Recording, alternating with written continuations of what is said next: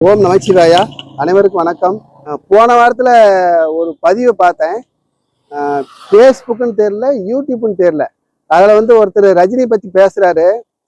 ரஜினி கஞ்சன் சாப்பிட்றாரு பற்றி சாப்பிட அந்த கையில் கூட எச்சிக்கையில் கூட காக்கா எறும்புக்கு ஓட்ட மாட்டார்.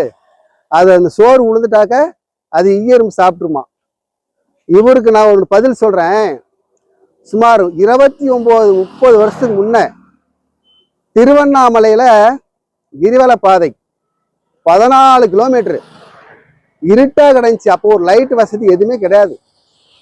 ஐயா தான் அந்த 148 சோடியம் மின்சார விளக்கு போட்டு கொடுத்தாரு. அப்போ மதிப்பீடு 10-11 லட்ச ரூபா. 30 வருஷத்துக்கு முன்ன. இன்னைக்கு கணக்கு போட்டு பாருங்க, அது பல கோடி. இந்த கிரிவல பாதை 14 கிலோமீட்டரும் பட்டம் பகல் மாதிரி இரவுலையும் ஜொலிக்குதுனாக்கா அதுக்கு காரணம் ஐயா ரஜினிகாந்த் ஐயாவும் போய் சேரும்.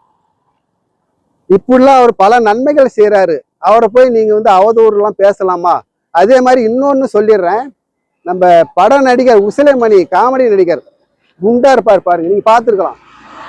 அவருக்கு இது சுகர், சக்கரை 2 காலம் எடுத்துட்டாங்கன்னு நினைக்கிறேன். 1 காலம் 2 காலான்னு தெரியல. அது பல வருஷத்துக்கு முன்னாடி. அந்த நேரத்தில் அவரால் படம் நடிக்க முடியல. ஐயா தான் 52,000 ரூபாய் 50,000 ரூபாய் கொடுத்தாரு. இன்னைக்கு அந்த மதிப்பீடு எவ்வளோ தெரியுமா? இதெல்லாம் யாருக்கு தெரியுது? அதுபோல யாரையும் அவதூறு பேசாதீங்க, அவரை யாரும் கொச்சப்படுத்தி பேசாதீங்க. இவ்வளோ நன்மைகள் எல்லாம் செஞ்சிருக்காரு. அப்படிங்கும் போது அண்ணாமலையாரும் உண்ணாமலை அம்மாவும் நந்திகேஸ்வரரும் ரஜினிகாந்த் குடும்பத்துக்கும் ரஜினிகாந்த் ஐயாவுக்கும் என்றும் துணை நிற்பார்கள்.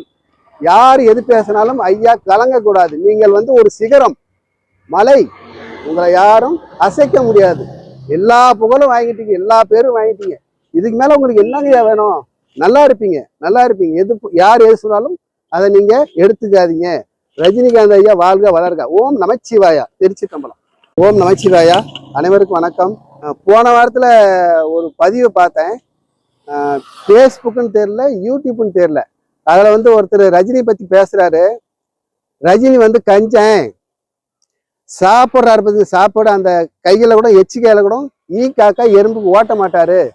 அது அந்த சோறு உழுந்துட்டாக்க அது எறும்பு சாப்பிட்ருமா. இவருக்கு நான் ஒரு பதில் சொல்கிறேன்.